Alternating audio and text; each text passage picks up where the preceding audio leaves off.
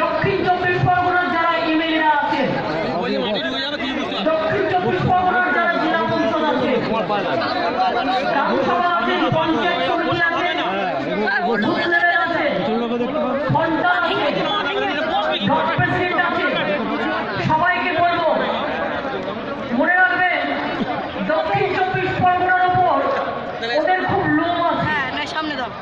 যখন সুন্দরবনে কুমির বেরোয় খেতে যায় কামড়ে, তখন বিজেপির দেখা পাবেন না। রয়্যাল বেঙ্গল টাইগার বেরিয়ে যখন মানুষকে কামড়ায় মৎস্যজীবীদের, তখন তাদের টনক নড়ে না। আমফানের ঝড়ে অত লোক মারা যায় এবং অত লোককে আমরা রেস্কিউ করি, একটা পয়সা সেন্ট্রাল গভর্নমেন্ট দেয় না।